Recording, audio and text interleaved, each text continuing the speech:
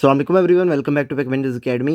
अच्छा, अभी हम स्टार्ट करेंगे नॉर्मोसिटिक अनीमिया। अच्छा, सिंपल यहाँ पे आपको नाम ही बता रहा है, नॉर्मो से नॉर्मल और सिटिक से सेल्स, आरबीसीज या फिर आपके जो सेल्स होंगे ये आपको यहाँ पे टोटली नॉर्मल होंगे। अच्छा, यहाँ पे एक चीज़ तो आपको पहले से पता है, हमारे यहाँ पे मेन कार्बोस्कुलर वॉल्यूम जो आपका नॉर्मल होता है 80 to 100, तो नॉर्मोसिटिक के केस में ये आपको यहाँ पे टोटली नॉर्मल होगा, मेन कार्बोस्कुलर वॉल्यूम 80 to 100 होगा। अच्छा, इसके बाद एक और चीज़ देखनी हमारे यहाँ पे सेल जो होते हैं ना, आरबीसी जो होते हैं, इसके सेंटर में आपको वहाँ पे मिलती है पेलनेस। अच्छा, यहाँ पे साइडों पे क्या होता है, आपको जब माइक्रोस्कोप के नीचे देखते हैं हमारे यहाँ पे आरबीसीज को, तो साइडों पे आपको वहाँ पे ये रेडनेस मिल रही होती है।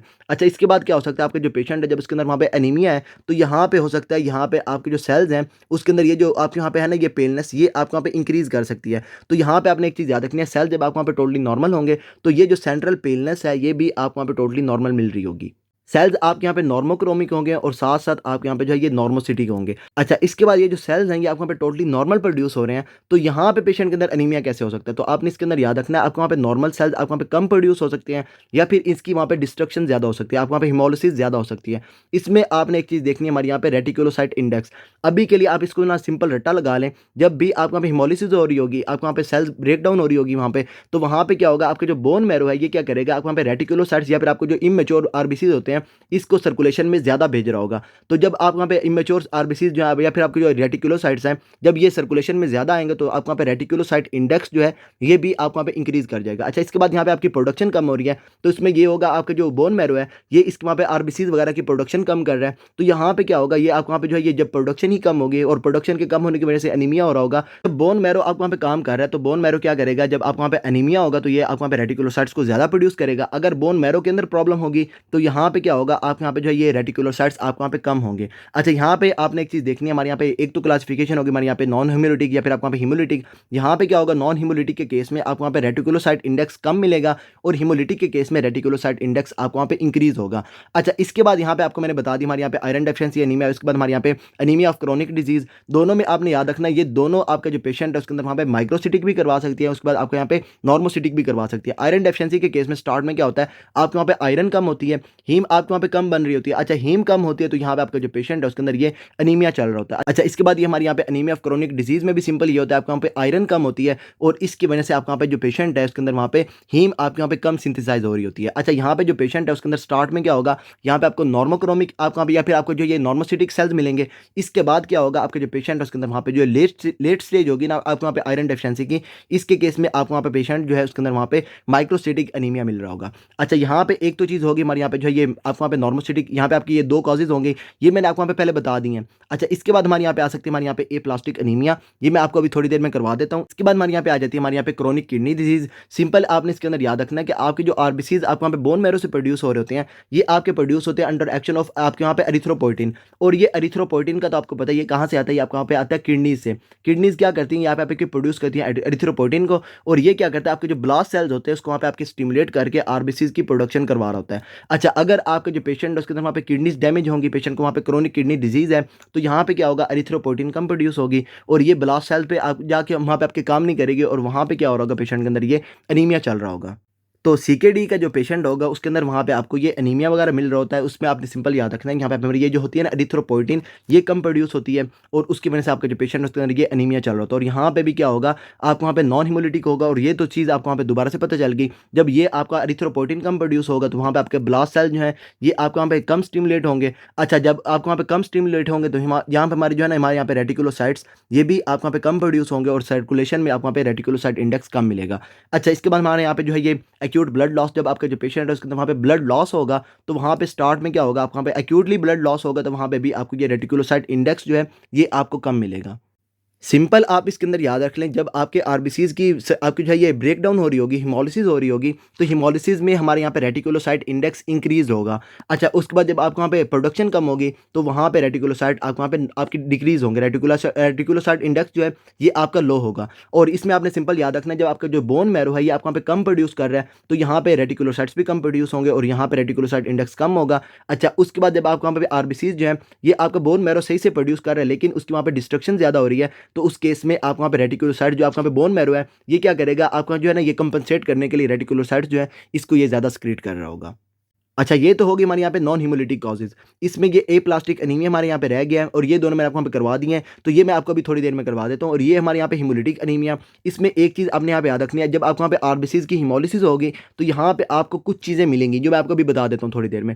एक तो चीज़ आपको पहले से पता है, आपको वहाँ पे एलडीएच इंक्रीज़ होगा। अच्छा, उसके बाद आपको वहाँ पे शिस्टोसाइट्स वगैरह मिल रहे होंगे और उसके बाद जो चीज़ें हैं, मैं आपको अभी थोड़ी देर में बता देता हूँ। अच्छा, इसके बाद आपने एक और चीज़ देखनी है, वो ये कि ये आपको यहाँ पे जो हीमोलिटिक एनीमिया है, इसकी भी आगे 2 फर्दर क्लासिफिकेशंस हैं। एक तो आपको वहाँ पे आरबीसीज़ के अंदर कोई प्रॉब्लम हो सकती है, जिसकी वजह से आपको वहाँ पे हीमोलिसिस हो रही है, या फिर आपकी जो वेसल्स हैं, उसके अंदर वहाँ पे आपकी कोई प्रॉब्लम हो सकती है, जिसकी वजह से आपको वहाँ पे हीमोलिसिस हो रही है। अच्छा, इंट्रिंसिक कॉजेज़ में आपने याद रखना है, यहाँ पे आपकी मेम्ब्रेन के अंदर प्रॉब्लम हो सकती है, आपको वहाँ पे हेरिडिटरी स्फेरोसाइटोसिस मिल सकती है, पैरोक्सिस्मल नॉक्टर्नल आपको वहाँ पे हीमोग्लोबिन यूरिया मिल सकता है, और ये आपको वहाँ पे होंगी इंट्रिंसिक कॉजेज़। अच्छा, इसके बाद एंजाइम डेफिशिएंसीज़ मिल सकती है, G6PD की डेफिशिएंसी हो सकती है, उसके बाद आपको वहाँ पे ये पाइरुवेट काइनेज की डेफिशिएंसी हो सकती है, हीमोग्लोबिनोपैथीज़ मिल सकती हैं, यहाँ पे आपको ये सिकल सेल एनीमिया हो सकता है, या फिर आपके यहाँ पे एचबीसी डिजीज़ हो सकती है। ये सारी क्या है, आपको वहाँ पे आरबीसीज़ के अंदर प्रॉब्लम है, तो ये आपकी होंगी इंट्रिंसिक कॉजेज़ ऑफ हीमोलिसिस। अच्छा, इसके बाद हो सकता है हमारे यहाँ पे एक्सट्रिंसिक कॉजेज़, जिसमें क्या होगा, आपके आरबीसीज़ के अंदर कोई प्रॉब्लम नहीं होगी, लेकिन क्या होगा, आरबीसी से बाहर जो है एक्सट्रिंसिक क्या होगा, यहाँ पे आपकी कोई प्रॉब्लम होगी। यहाँ पे एक हमारी आ सकती है हमारे यहाँ पे ऑटो इम्यून। इसमें सिंपल क्या होगा, आरबीसीज़ के अगेंस्ट आपको वहाँ पे एंटीबॉडीज़ वगैरह प्रोड्यूस हो रही होंगी, और वो क्या कर रही होंगी, यहाँ पे आपकी डैमेज करवा रही होंगी, और यहाँ पे हीमोलिसिस हो रही होगी, तो ये आपको हो जाएगी एक्सट्रिंसिक कॉज। अच्छा, इसके बाद आपको वहाँ पे वेसल्स के अंदर प्रॉब्लम हो सकती है, तो इसमें आपको वहाँ पे माइक्रो एंजियोपैथिक या फिर आपको वहाँ पे ये मैक्रो एंजियोपैथिक, सिंपल इसके अंदर आपको मैंने ये माइक्रो एंजियोपैथिक मैंने आपको वहाँ पे करवा दी है। इसमें आपको वहाँ पे जो पेशेंट है उसके अंदर ये टीटीपी हो सकता है। अच्छा, उसके बाद आपको वहाँ पे हीमोलिटिक यूरेमिक सिंड्रोम हो सकता है, या फिर आपका जो पेशेंट है उसके अंदर ये डीआईसी हो सकता है। अच्छा, सिंपल इन तीनों में मैंने आपको बताया था, आपके जो पेशेंट है फॉर एग्जाम्पल, ये आपको वहाँ पे स्मॉल वेसल है, यहाँ पे आपका कोई भी थ्रोम्बस वगैरह बना हुआ है, तो यहाँ पे क्या होगा, जब आपको वहाँ पे आरबीसीज वगैरह ट्रैवल कर रहे होंगे, तो ये थ्रोम्बस क्या करेगा, इसको वहाँ पे जो है ये डैमेज करवा देगा, और यहाँ से जब निकलेंगे तो ये आपको वहाँ पे जो है ना ये हेलमेट सेल्स से बन जाएंगे, और ये आपको वहाँ पे डैमेज हो रहा है, तो यहाँ पे आपकी ये एक्सट्रिंसिक कॉज हो जाएगी। अच्छा, इसमें आपने याद रखना है, यहाँ पे आपको शिस्टोसाइट्स मिल रहे होंगे। अच्छा, इसके बाद यहाँ पे आपकी जो है ये इन्फेक्शन वगैरह, फॉर एग्जाम्पल आपका जो पेशेंट है उसके अंदर ये मलेरिया वगैरह हो सकता है, और मलेरिया में आपने याद रखना है, ये जो मलेरिया है ये क्या करता है, आरबीसीज के अंदर जाके आपको वहाँ पे जो ये सेल साइकिल को कंप्लीट कर रहा होता है। इसमें आपने याद रखना है, ये जो मलेरिया है जब ये आपको वहाँ पे टोटली मैच्योर हो जाएगा, तो ये क्या करेगा, आरबीसीज को डिस्ट्रॉय करके आपको वहाँ पे सर्कुलेशन में आ रहा होगा, तो यहाँ पे भी आपको हिमोलिसिस मिलेगी, लेकिन ये आपको वहाँ पे एक्सट्रिंसिक कॉज होगी। ये आगे हमारे यहाँ पे नॉर्मोसिटिक नॉर्मोक्रोमिक, सिंपल यहाँ पे आपके सेल जो है इसके अंदर यहाँ पे मीन कार्पस्कुलर वॉल्यूम भी नॉर्मल होगा, और साथ साथ आपके जो आरबीसीज हैं इसके अंदर क्या होगा, आपको यहाँ पे जो कलर होगा ये भी आपको यहाँ पे टोटली नॉर्मल होगा। अच्छा, ये आपको जो है ना, ये आपको यहाँ पे नॉर्मोसिटिक एनीमिया आपको यहाँ पे दो टाइप्स का है, एक आपका हो गया हमारे यहाँ पे नॉन हिमोलिटिक, और दूसरा हो गया हमारे यहाँ पे हिमोलिटिक। अच्छा, इसके बाद आपने याद रखना है, आपको यहाँ पे नॉन हिमोलिटिक तो खत्म हो गए, ये जो हमारे यहाँ पे होंगे ना हिमोलिटिक, ये आगे फर्दर दो टाइप्स के हैं। अच्छा, इससे भी पहले जो है ना, इसके वहाँ पे दो फर्दर क्लासिफिकेशन है, एक आपके वहाँ पे कॉज ऑफ हिमोलिसिस जो हमने वहाँ पे देखी हमारे यहाँ पे इंट्रिंसिक, या फिर आपको वहाँ पे एक्सट्रिंसिक, और दूसरी आपको वहाँ पे लोकेशन ऑफ हिमोलिसिस, मतलब क्या आपको वहाँ पे वेसल्स के अंदर आपको वहाँ पे हिमोलिसिस हो रही है, फिर आपकी जो ये स्प्लीन है उसके अंदर आपको वहाँ पे हिमोलिसिस हो रही है, तो यहाँ पे आपकी इंट्रावेस्कुलर, यहाँ पे आपकी वेसल्स के अंदर आपको वहाँ पे हिमोलिसिस होगी, और एक्स्ट्रा वेस्कुलर मतलब आपकी जहाँ पे जो वेसल्स हैं उससे बाहर आपको वहाँ पे हिमोलिसिस हो रही होगी। इसके बाद हिमोलिसिस में क्या होगा, आपको वहाँ पे एलडीएच जो है ये आपको वहाँ पे इंक्रीज होगा। अच्छा, इसमें आपने सिंपल याद रखना है, आपके आरबीसीज जो हैं ये क्या करते हैं, आपको वहाँ पे एनर्जी प्रोडक्शन या फिर आपको वहाँ पे एटीपी प्रोडक्शन के लिए ये जो आपको वहाँ पे ग्लाइकोलिसिस कर रहे होते हैं, ये आपकी होती है आपको वहाँ पे एनारोबिक ग्लाइकोलिसिस। अच्छा, यहाँ पे क्या होता है, ये क्या करते हैं, आपको वहाँ पे फाइनल प्रोडक्ट आपको वहाँ पे ग्लाइकोलिसिस में बनता है आपको वहाँ पे पायरुवेट। अच्छा, पायरुवेट के बाद हमने नॉर्मली क्या करना था, हमने वहाँ पे स्टार्ट करना था हमारे यहाँ पे क्रेब्स साइकिल, और ये क्रेब्स साइकिल आपको वहाँ पे स्टार्ट होता है माइटोकॉन्ड्रिया के अंदर। अच्छा, यहाँ पे जो आरबीसीज हैं, आरबीसीज में आपको वहाँ पे माइटोकॉन्ड्रिया नहीं होता, तो ये क्रेब्स साइकिल से एनर्जी प्रोडक्शन नहीं करवा सकते। इस केस में ये क्या करते हैं, आपके जो पायरुवेट है, पायरुवेट को कन्वर्ट करवाते हैं इनटू लैक्टेट, या फिर आपको वहाँ पे लैक्टिक एसिड, और ये जो है यहाँ पे आपका एंजाइम कौन सा होता है, आपका होता है लैक्टेट डिहाइड्रोजिनेज। अच्छा, यहाँ पे क्या होगा, जब आपका जो पेशेंट है उसके अंदर वहाँ पे आरबीसीज वगैरह डैमेज हो रहे होंगे, तो यहाँ पे ये जो लैक्टेट डिहाइड्रोजिनेज है ये आपको वहाँ पे सर्कुलेशन में आना शुरू कर देगा, और यहाँ से लैक्टेट डिहाइड्रोजिनेज का लेवल इंक्रीज होगा।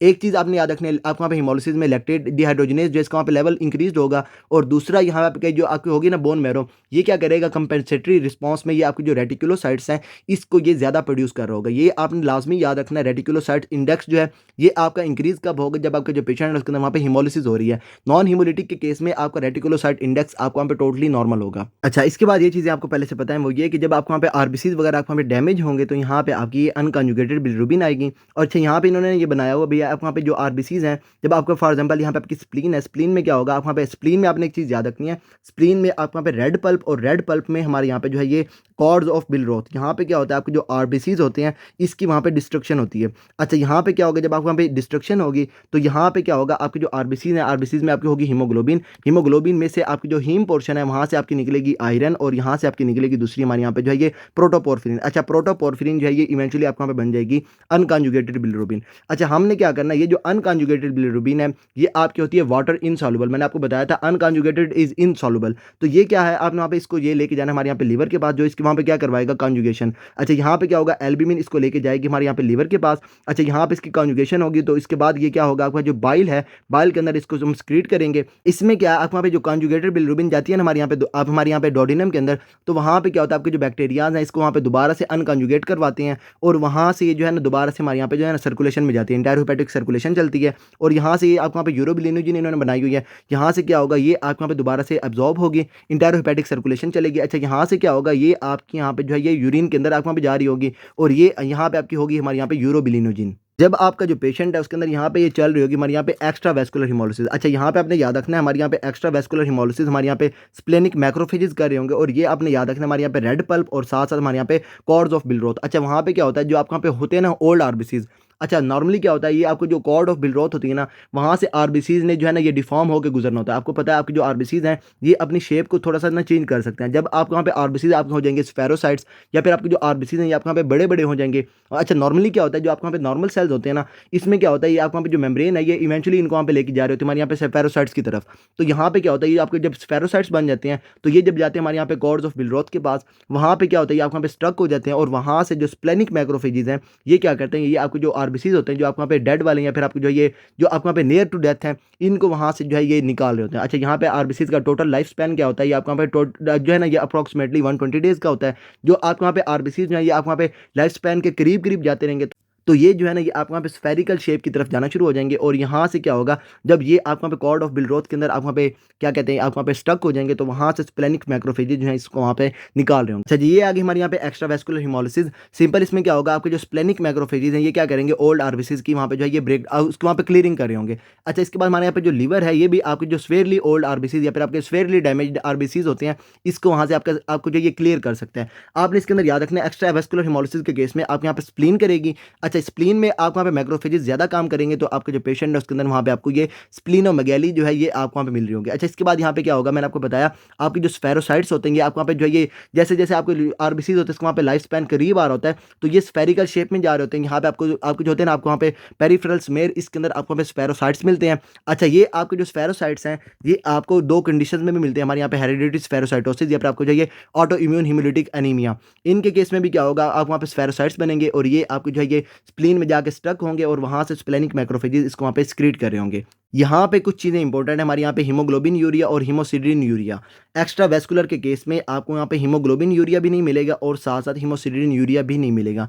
और यहाँ पे एक चीज़ जो आपको मिलेगी वो ये कि आपका जो पेशेंट है उसके अंदर वहाँ पे ये यूरोबिलिनोजिन जो है ये आपको वहाँ पे यूरिन के अंदर मिल रही होगी। अच्छा यहाँ पे ना ये चीज़ें मैं आपको बताता हूँ, हीमोसिडरिन और ये आपको जो हीमोग्लोबिन यूरिया है ये आपको क्यों नहीं मिलता। अच्छा इसमें आपने ना याद रखना हमारे यहाँ पे इंट्रावेस्कुलर हिमोलिसिस, यहाँ पे ये जो आपके आरबीसीज होंगे इसके वहाँ पे आपके जो वेसल्स होंगी उसके अंदर ही इसके वहाँ पे ब्रेक डाउन हो रही होगी, और यहाँ से जब इसकी ब्रेक डाउन होगी तो वहाँ से निकलेंगी हमारे यहाँ पे हीमोग्लोबिन। अच्छा हीमोग्लोबिन को हमने क्या करना है, हमने यहाँ से आयरन जो इसको ना हमने वहाँ पे क्या करना है, हमने वहाँ पे इसको दोबारा से रीअब्जॉर्ब करवाना है, रिसाइकल करना है। अच्छा यहाँ पे क्या होगा, ये हमारे यहाँ पे जो हीमोग्लोबिन है ना ये बाइंड करेगी हमारे यहाँ पे हेप्टोग्लोबिन के साथ। हेप्टोग्लोबिन भी क्या है, ये आपके यहाँ पे एक प्रोटीन है, और ये क्या करेगी, आपके यहाँ पे जो हीमोग्लोबिन आपकी होगी ना आपके यहाँ पे सर्कुलेशन में, उसके साथ ये बाइंड करेगी, और ये इसको वहाँ पे लेके जा रही है हमारे यहाँ पे स्प्लीन के पास, और वहाँ से हम क्या कर रहे होंगे, हमारी ये जो हीमोग्लोबिन होगी इसमें से हमारी ये जो रिसाइकलिंग हमने करवानी है हम वहाँ से वो करवा रहे होंगे। अच्छा यहाँ पे आपके वहाँ पे हेप्टोग्लोबिन जो है जब ये इसके साथ बाइंड कर जाएगी तो आपको वहाँ पे जो आपका ब्लड है उसके अंदर ये आपको वहाँ पे हेप्टोग्लोबिन का लेवल कम मिलना शुरू हो जाएगा, फ्री हेप्टोग्लोबिन आपको वहाँ पे कम हो जाएगी, क्योंकि ये सारी की सारी आपको वहाँ पे जो है ये हीमोग्लोबिन के साथ आपको वहाँ पे सैचुरेटेड हो गई है। अच्छा इसके बाद एक और चीज़ देखनी है वो ये कि हमारी ये जो हीमोग्लोबिन है जब ये आपको वहाँ पे बाइंड कर जाएगी हेप्टोग्लोबिन के साथ, जो आपको वहाँ पे रह जाएगी वो आपको वहाँ पे फ्रीली फिर रही होगी, और वो क्या करेगी, ये आपको वहाँ पे जाएगी हमारे यहाँ पे किडनीज के पास, और वहाँ से हीमोग्लोबिन आपको वहाँ पे आपकी जो ये फिल्टर होगी, और फिल्टर होगी आपको वहाँ पे जो ये यूरिन के अंदर जाना शुरू हो जाएगी, और पेशेंट के अंदर हो जाएगी जाएगा हीमोग्लोबिन यूरिया। आपके वहाँ पे हीमोग्लोबिन जो है ये आपके वहाँ पे यूरिन के अंदर जा रही होगी। अच्छा यहाँ पे क्या होगा, जब ये आपके वहाँ पे हीमोग्लोबिन जाएगी ना किडनीज़ के पास, तो किडनीज़ क्या करेंगे, ये आपकी जो हीमोग्लोबिन है इसको वहाँ पे दोबारा से जो है ना ये रीअब्ज़ॉर्ब करवा रहे होंगे। अच्छा ट्यूब्यूल्स में क्या होगा, ये आप वहाँ पे हीमोग्लोबिन आप वहाँ पे जो है ये रीअब्ज़ॉर्ब हो रही होगी। अच्छा यहाँ पे आपको पता है हीमोग्लोबिन जो है इसके अंदर क्या आप वहाँ पे आयरन है और साथ-साथ आपके वहाँ पे ग्लोबिन्स है। तो ये आयरन जो है इसको हम क्या करेंगे, हमारे यहाँ पे जो किडनीज़ है ये इसको वहाँ पे दोबारा से रिस्टोर करेंगी, इसको वहाँ पे रिसाइकिल कर रही होंगी। अच्छा आयरन को ये स्टोर करेंगी, तो ये आपको पता है कि आयरन की स्टोरेज फॉर्म होती है हमारे यहाँ पे फेरिटिन। स्टार्ट में बनेगी फेरिटिन, और फेरिटिन जो है ये आप वहाँ पे जो है ये जब आप वहाँ पे जो है ये चेन्स बना देती है तो आप वहाँ पे बन जाती है हीमोसिड्रिन। तो यहाँ पे क्या होगा, पेशेंट जो है उसके अंदर वहाँ पे ये जो किडनीज़ हैं आप वहाँ पे जो ट्यूब्यूल्स हैं यहाँ पे आपकी हीमोसिड्रिन जो है ये आपकी बन रही होगी because of recycling of iron. अच्छा जब क्या होगा, आपके जो ट्यूब्यूल्स के सेल्स हैं ना ये जब आप वहाँ पे जाएंगे हमारे यहाँ पे यूरिन के अंदर, तो वहाँ से क्या होगा, आपकी जो हीमोसिड्रिन है ये भी आप वहाँ पे यूरिन के अंदर जाना शुरू हो जाएगी, और यहाँ से पेशेंट जो है उसके अंदर यहाँ पे हीमोसिड्रिन यूरिया मिल रहा होगा। यहाँ पे आपने याद रखना है, जब आप वहाँ पे सर्कुलेशन में हीमोग्लोबिन आएगी तब आप वहाँ पे हीमोग्लोबिन यूरिया और यहाँ पे हीमोसिड्रिन यूरिया मिलेगा। लेकिन यहाँ पे एक्स्ट्रा वास्कुलर के केस में आपको वहाँ पे हीमोग्लोबिन आती ही नहीं है सर्कुलेशन में, तो यहाँ पे हीमोग्लोबिन यूरिया और हीमोसिड्रिन यूरिया आपको नहीं मिलता। और यहाँ पे इन्होंने लिखा हुआ भी है, जब आपके यहाँ पे हेप्टोग्लोबिन जो है इसकी वहाँ पे कैपेसिटी एक्सीड कर जाएगी तब आप वहाँ पे फ्री हीमोग्लोबिन जो है ये आपकी जाएगी किडनीज़ के पास, और वहाँ से जो है हीमोग्लोबिन यूरिया और हीमोसिड्रिन यूरिया मिल रहा होगा। अच्छा यहाँ पे आपने कॉजेज याद रखनी है, हमारे यहाँ पे आपके यहाँ पे मैकेनिकल हीमोलिसिस हो सकती है, प्रोस्टैटिक वॉल्स हो सकते हैं, और वहाँ पे क्या होगा, आपके जो प्रोस्टैटिक वॉल्स होंगे इसके साथ आरबीसीज लग के यहाँ से आपको वहाँ पे डैमेज हो रहे होंगे। अच्छा यहाँ पे मैकेनिकल आपको वहाँ पे हीमोलिसिस मिल सकती है। इसके बाद हमारे यहाँ पे जो है ये पैरोक्सिजिमल नॉक्टर्नल हीमोग्लोबिन यूरिया आपको मिल सकते हैं आपको वहाँ पे इंट्रावेस्कुलर के केस में, और उसके बाद आपको वहाँ पे जो है ये मैक्रो एंजियोपैथिक हीमोलिटिक एनीमिया, या फिर आपको जो ये टीटीपी, और उसके बाद हमारे यहाँ पे जो है ना ये आपको वहाँ पे एचयूएस, और हमारे यहाँ पे जो है ये डीआईसी, ये आपको वहाँ पे तीनों मिल रहे होते हैं। और यहाँ पे आपको पता है यहाँ पे आपके क्या होगा, आरबीसीज जो है ये जब आप वहाँ पे जा रहे होंगे हमारे यहाँ पे सर्कुलेशन में से, तो यहाँ से क्या होगा, आरबीसीज आप वहाँ पे डैमेज होंगे, और यहाँ से क्या होगा, आपके आरबीसीज जो है इसके वहाँ पे नीचे वाला पोर्शन निकल गया, और ये आपको वहाँ पे एक कैप सी बन गई, ये आपके हो जाते हैं हमारे यहाँ पे हेलमेट सेल्स, और हेलमेट सेल्स हमारे क्या होते हैं हमारे यहाँ पे शिस्टोसाइट्स। तो यहाँ पे इंट्रावेस्कुलर के केस में आपको वहाँ पे जो शिस्टोसाइट्स होंगे ये आपको जो है ये फाइंडिंग्स के अंदर नजर आ रहे होंगे, और साथ साथ हमारे यहाँ पे जो हेप्टोग्लोबिन है इसका लेवल भी कम होगा। अच्छा ऐसे करते हैं हमारे जो रेटिकुलोसाइट्स हैं, इस वीडियो के अंदर ये भी देख लेते हैं थोड़ा सा। ये जो रेटिकुलोसाइट्स हैं ये हमारे होते हैं हमारे यहाँ पे इमेच्योर आरबीसीज, और आपके ये बोन मैरो आपको वहाँ पे प्रोड्यूस कर रहा होता है। अच्छा ये जो रेटिकुलोसाइट्स हैं इसको वहाँ पे हम कंपैरिजन में निकाल रहे होते हैं, आरबीसीज और आपके जो रेटिकुलोसाइट्स हैं, या फिर आपके जो मेच्योर और आपके वहाँ पे इमेच्योर आरबीसीज हैं, इन दोनों का हम वहाँ पे कंपैरिजन निकाल रहे होते हैं। और ये आपकी जो है ना नॉर्मली ये आपको 1 to 2% आपको वहाँ पे नॉर्मल है, आपको सर्कुलेशन में 1 to 2% इमेच्योर या फिर आपके जो रेटिकुलोसाइट्स हैं ये आपको नजर आ रहे होते हैं। अच्छा जब आपका जो पेशेंट है उसके अंदर आप वहाँ पे देख रहे हैं ना, तो यहाँ पे फॉर एग्जांपल आप वहाँ पे 98 आरबीसीज हैं, तो यहाँ पे आपको मिल रहे हैं 2 आपको वहाँ पे इमेच्योर सेल्स। अच्छा जब आपका जो पेशेंट है उसके अंदर वहाँ पे हो जाएगा एनीमिया, तो यहाँ पे क्या होगा, ये आपको वहाँ पे आरबीसीज भी कम हो जाएंगे, तो यहाँ पे क्या फॉर एग्जांपल आपको वहाँ पे आरबीसीज आपको वहाँ पे हाफ हो गए, 49 हो गए। अच्छा रेटिकुलोसाइट्स इस केस में आपको वहाँ पे फॉल्स नेगेटिवली आपको वहाँ पे इंक्रीज हो जाते हैं। अच्छा यहाँ पे क्या आप वहाँ पे 100 से स्टार्ट हो रहे हैं ना, तो यहाँ पे आपके आरबीसीज आपको वहाँ पे 98 है, तो यहाँ पे आपको इमेच्योर या फिर आपकी जो रेटिकुलोसाइट्स हैं ये आपको वहाँ पे 1 to 2% मिल रहे हैं। जब आप यहाँ पे स्टार्ट करेंगे हमारे यहाँ पे 49 से, तो जब इसके आप यहाँ पे परसेंटेज लेंगे तो यहाँ पे आपका रेटिकुलोसाइट इंडेक्स जो है ये आपको वहाँ पे फॉल्स नेगेटिवली 4% आपको वहाँ पे मिल रहा होगा, और ये आपको यहाँ पे शो कर रहा है कि आपको वहाँ पे बोन मैरो जो है ये रेटिकुलोसाइट्स को ज़्यादा प्रोड्यूस कर रहा है, लेकिन ऐसा नहीं है। ये आपको वहाँ पे आरबीसीज क्योंकि कम प्रोड्यूस हुए हैं, जब आपने इन दोनों का कंपेरिजन लिया तो यहाँ पे आपकी जो रेटिकुलोसाइट इंडेक्स है ये आपका इंक्रीज हो गया। तो हमने क्या करना होता है, आपका जो पेशेंट है उसके अंदर ये जो रेटिकुलोसाइट्स हैं जो आपके फास्ट नेगेटिवली इंक्रीज्ड है, हमने इसको वहाँ पे करेक्ट करना होता है। और करेक्शन के लिए हम वहाँ पे जो है ना हमारे यहाँ पे करेक्टेड रेटिकुलोसाइट इंडेक्स या फिर आपको जो है ये रेटिकुलोसाइट प्रोडक्शन इंडेक्स ये हम वहाँ पे यूज़ करते हैं। तो ऐसा करते हैं, ये आपको वहाँ पे रेटिकुलोसाइट इंडेक्स जो है इसको भी यहाँ पे हम देख लेते हैं। ये आगे हमारे यहाँ पे रेटिकुलोसाइट प्रोडक्शन इंडेक्स। अच्छा यहाँ पे ना इन्होंने जो मोस्टली लिखा हुआ, ये नीचे वाली लाइन इन्होंने लिखी है रेटिकुलोसाइट प्रोडक्शन इंडेक्स के बारे में, और ये ऊपर वाला इन्होंने वहाँ पे लिखा हुआ हमारे यहाँ पे रेटिकुलोसाइट इंडेक्स के बारे में। दोनों हमारे यहाँ पे डिफरेंट है। रेटिकुलोसाइट इंडेक्स जो है इसको आप वहाँ पे यूज़ करते हैं फॉल्स एलिवेशन जो आपके यहाँ पे होती है ना रेटिकुलोसाइट्स की, इसको करेक्ट करने के लिए आप वहाँ पे यूज़ करते हैं रेटिकुलोसाइट इंडेक्स, और वो हमारे यहाँ पे सिंपल ये वाला है। अच्छा उसके बाद जो आपका जो बोन मैरो है ये आप वहाँ पे प्रोड्यूस कर रहा होता है रेटिकुलोसाइट्स को। अच्छा अब क्या होता है, एनीमिया के केस में आपके जो रेटिकुलोसाइट्स होते हैं ये आपको वहाँ पे सर्कुलेशन में ज़्यादा लॉन्गर लिव कर रहे होते हैं। नॉर्मली क्या होता है, आपको वहाँ पे रेटिकुलोसाइट्स आते हैं 1 दिन के लिए, लेकिन यहाँ पे क्या होता है, एनीमिया जब आपका पेशेंट होता है तो आप वहाँ पे रेटिकुलोसाइट्स जो है ये आप वहाँ पे लॉन्गर आप वहाँ पे सर्कुलेट कर रहे होते हैं। तो अब हमने क्या करना होता है, हमने वहाँ पे बोन मैरो को चेक करना होता है कि आपका जो बोन मैरो है ये सही से आप वहाँ पे प्रोडक्शन कर रहा है कि नहीं कर रहा। तो उस केस में हम वहाँ पे यूज़ करते हैं हमारे यहाँ पे रेटिकुलोसाइट प्रोडक्शन इंडेक्स, क्योंकि रेटिकुलोसाइट इंडेक्स जो है ये आप वहाँ पे शो कर देगा हमारे यहाँ पे रेटिकुलोसाइट काउंट, और यहाँ पे ये आपका क्योंकि रेटिकुलोसाइट्स जो है आपको पे ज़्यादा सर्कुलेट कर रहे होंगे तो ये आपको वहाँ पे डेफिनेटली इंक्रीज होगा। अब आपने क्या करना है, बोन मैरो को चेक करने के लिए आप वहाँ पे यूज़ करेंगे रेटिकुलोसाइट प्रोडक्शन इंडेक्स। अच्छा इन दोनों चीज़ों को ना मैं आपको वहाँ पे बोर्ड्स एंड बियॉन्ड से दिखाता हूँ, उसके बाद फिर यहाँ पे आते हैं। अच्छा जी, ये आ गया हमारे यहाँ पे रेटिकुलोसाइट काउंट और ये आ गया यहाँ पे रेटिकुलोसाइट प्रोडक्शन इंडेक्स। इसमें आपने सिंपल याद रखना है कि यहाँ पे जब आपके होते हैं ना, आप वहाँ पे रेटिकुलोसाइट्स, जब आप वहाँ पे फॉर एग्जांपल ये आप वहाँ पे आरबीसीज हैं और यहाँ पे आपकी ये रेटिकुलोसाइट्स हैं। अच्छा, यहाँ पे अब ये जो आरबीसीज होता है और ये जो रेटिकुलोसाइट्स होते हैं, इन दोनों को आप वहाँ पे कंपैरिजन में, आपके जो रेटिकुलोसाइट्स होते हैं इसको वहाँ पे कंपैरिजन में निकाल रहे होते हैं। अच्छा, फॉर एग्जांपल आपको वहाँ पे 100 आरबीसीज हैं और 100 आरबीसीज पे आप वहाँ पे 2% आपको जो है ये मिल रहे होते हैं हमारे यहाँ पे रेटिकुलोसाइट्स। अच्छा, अगर ये पेशेंट है उसके वहाँ पे हो गया एनीमिया और ये आपका जो पेशेंट हो आप वहाँ पे चले गया हमारे यहाँ पे जो है ये रेडिकुलोसाइट्स के हो गए यहाँ पे आपके 50। अच्छा, ये आपके रेड ब्लड सेल जो है आप वहाँ पे हो गए 50। अच्छा, इस केस में क्या आप वहाँ पे देख रहे हैं ना, हमारे यहाँ पे रेड ब्लड सेल जब आप ऊपर देख रहे हैं तो यहाँ पे जब आप देखेंगे ना, नॉर्मली आपको वहाँ पे 50 पे मिल रहे होंगे एक रेडिकुलोसाइट्स। अच्छा, यहाँ पे जब आप देखेंगे ना रेड आपको वहाँ पे 50 पे, तो यहाँ पे आपको मिलेंगे 2। और ये आपको जो है जब आप वहाँ पे देखेंगे दोबारा 100 के हिसाब से, तो यहाँ पे आपको ये कितने फॉल्स एलिवेशन आपको कितने मिलेगी, 4 की मिलेगी। अच्छा, यहाँ पे सिंपल ये है कि यहाँ पे आपके 100 बंदे हैं और इधर आपका 2 बंदे हैं। अच्छा, जब ये आपको वहाँ पे कम हो जाएंगे, मतलब क्या एक बंदा आपको 50 बंदों पे पूरा आ रहा है। अच्छा, यहाँ पे क्या यही आपका वही 50 बंदे हो गए और यहाँ पे अभी भी 2 हैं, तो यहाँ पे 2 बंदे मतलब एक बंदा आपको वहाँ पे 25 पे आ रहा है, तो इसके हिसाब से आपका रेटिकुलोसाइट इंडेक्स आपका फाल्सली एलिवेट करेगा 4% के हिसाब से। और अब आपने क्या करना है, यही रेटिकुलोसाइट जो है इसको आपने वहाँ पे करेक्शन करनी है। तो इसमें आप क्या करते हैं, नॉर्मली आपको होता है 1 to 2% और एनीमिया के केस में आपको वहाँ पे 4 to 5% हो जाता है। अब आपने क्या करना है, इसको वहाँ पे करेक्ट करना है और ये लेस देन 2% आपको वहाँ पे शो करता है इनएडिक्वेट बोन मैरो रिस्पॉन्स। अच्छा, रेटिकुलोसाइट प्रोडक्शन इंडेक्स में क्या होता है, आपको वहाँ पे रेटिकुलोसाइट आपको वहाँ पे ज़्यादा सर्कुलेट कर रहे होते हैं। अच्छा, नॉर्मली आपको वहाँ पे सर्कुलेट करते हैं अप्रॉक्सीमेटली 1 डे के लिए। एनीमिया के केस में आपको वहाँ पे प्री मैच्योर रिलीज होती है और यहाँ पे कैन लिव लॉन्गर, आपको वहाँ पे सर्कुलेशन भी इसके वहाँ पे लॉन्गर होगी। अब आपने क्या करना है, रेटिकुलोसाइट प्रोडक्शन इंडेक्स को यूज़ करना है for longer life of reticulocytes in anaemia. और इससे आप क्या करेंगे, ये जो आपको वहाँ पे होंगे ना रेटिकुलोसाइट्स की जो लॉन्गर लाइफ है, इसको आप वहाँ पे करेक्ट कर रहे होंगे। Reticulocyte production index corrects for longer life of reticulocytes in anaemia. अच्छा, यहाँ पे दोबारा से reticulocyte production index less than 2% जो है ये आपको शो करेगा बोन मैरो फेलियर। अच्छा, यहाँ पे आप क्या करेंगे, यही आपके जो करेक्शन आपने वहाँ पे की है ना, करेक्टेड आपको वहाँ पे रेटिकुलोसाइट्स या फिर आपको वहाँ पे रेटिकुलोसाइट इंडेक्स, इसको आप वहाँ पे डिवाइड करेंगे हमारे यहाँ पे आपको जो है ये मैच्योरेशन टाइम के साथ। अच्छा, यहाँ पे आपने याद रखना है आपकी ये जो होगी ना, आपको वहाँ पे एचबी के हिसाब से आप वहाँ पे मैच्योरेशन टाइम को देखते हैं। सिंपल आपको जो पेशेंट अगर उसके वहाँ पे एचबी 15 है, तो आप क्या करेंगे, यहाँ से -3 करते रहें और यहाँ पे प्लस जो है ना ये 0.5 करते रहें। यहाँ से जब आप वहाँ पे -3 करेंगे तो आपको हो जाएगा 12 और इधर ये आप वहाँ पे 1 के अंदर जब आप वहाँ पे +5 करेंगे तो आपको हो जाएगा 1.5। अच्छा, दोबारा से आप वहाँ पे इसके अंदर -3 करें, लेकिन यहाँ पे 9 के बजाय वहाँ पे 8 लिखा हुआ है, तो आप वहाँ पे याद रखें ये जो है ना आपको वहाँ पे 8 या 9 है। अच्छा, यहाँ पे दोबारा से जब इसके अंदर आप वहाँ पे 0.5 ऐड करेंगे तो आपका हो जाएगा ये 2। अच्छा, इसके बाद दोबारा से -3 करेंगे तो आपका हो जाएगा 5 और यहाँ पे आपका हो जाएगा 2.5। तो ये आपका जो मैच्योरेशन टाइम है ना, ये आप एचबी के हिसाब से देख रहे होंगे। हमारे यहाँ पे 15 पे 1 होगा, 12 पे 1.5 होगा, 8 पे ये आपका 2 होगा और 5 पे ये आपको वहाँ पे 2.5 होगा। और यहाँ पे आप क्या करेंगे, ये आपका जो रेटिकुलोसाइट इंडेक्स होगा या फिर आपके जो करेक्टेड रेटिकुलोसाइट्स होंगे, इसको आप वहाँ पे डिवाइड करेंगे हमारे यहाँ पे मैच्योरेशन टाइम के साथ।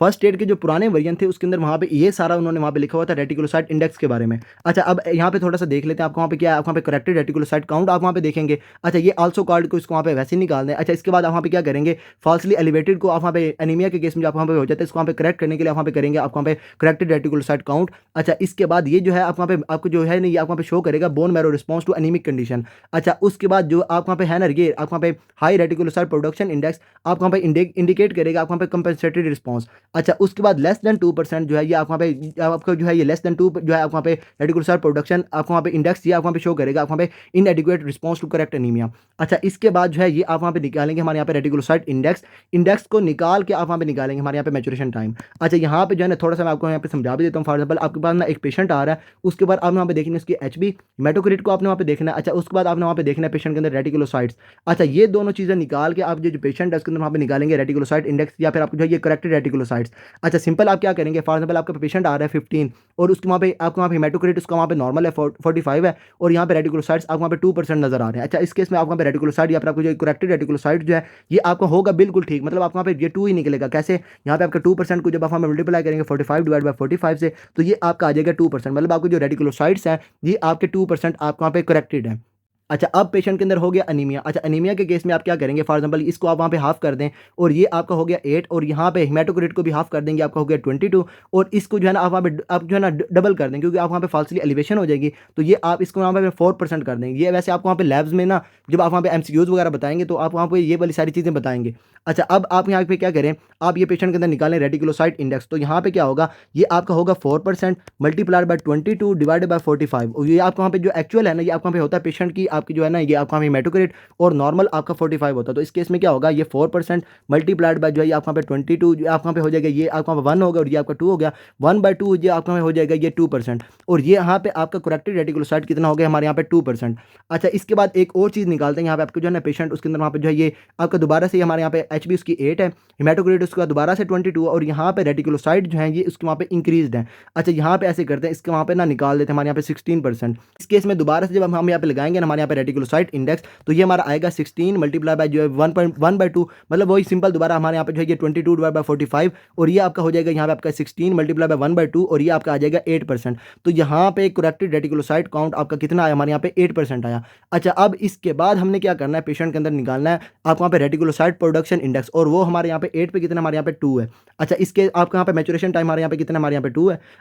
अच्छा, इस केस में हम क्या करेंगे, यही हमने जो पेशेंट के ऊपर लगाया था हमारे यहाँ पे रेटिकुलोसाइट, जो अब जब उसके वहाँ पे 4% थे, तो अब हम वहाँ पे देखेंगे तो यहाँ पे आपका रेटिकुलोसाइट प्रोडक्शन इंडेक्स कितना होगा, हमारे यहाँ पे 2% डिवाइड बाय 2, ये आपका आ गया हमारे यहाँ पे 1। तो ये आपका क्या है, ये आपको वहाँ पे लेस देन 2 है, ये आपको वहाँ पे शो करेगा बोन मैरो रिस्पॉन्स आपका नहीं सही से आ रहा, बोन मैरो फेलियर वगैरह आपको वहाँ पे बता रहा होगा। अच्छा, इसके बाद ये जो रेटिकुलोसाइट हमने वहाँ पे निकाला ना 16% वाला, इसके ऊपर हम क्या करेंगे, 16% से अब हमारा ये आपका जो है ना ये करेक्शन हमारी कितनी आई है, हमारी आई है हमारे आपकी 8% को जब आप वहाँ पे डिवाइड करेंगे 2 पे, तो ये आएगी हमारे यहाँ पे 4 जो है ये आपको पे ये है, ये मोर देन 3, तो ये आपको पे शो करेगा बोन मैरो आपको पे सही से कंपनसेटरी रिस्पांस दे रहा है। लेस देन 2 होगा तो ये आपको पे शो करेगा बोन मैरो रिस्पांस आपको वहाँ पे सही से नहीं आ रहा, और मोर देन 3 जो है आपको पे शो करेगा आपका जो बोन मैरो आपको पे सही से काम कर रहा है। अच्छा, आपने क्या करना है, सबसे पहले निकालना रेटिकुलोसाइट इंडेक्स, या फिर आपको जो ये करेक्टेड रेटिकुलोसाइट आपने वहाँ पे निकालना है। अच्छा, इसके बाद आपने क्या करना है, करेक्टेड रेटिकुलोसाइट निकाल के आपने आपको जो मैचुरेशन टाइम है इससे आपने वहाँ पे डिवाइड करना है, और उससे आपने वहाँ पे निकालना है रेटिकुलोसाइट प्रोडक्शन इंडेक्स, और ये आपको वहाँ पे बताएगा बोन मैरो आपको वहाँ पे सही काम कर रहा है कि नहीं कर रहा।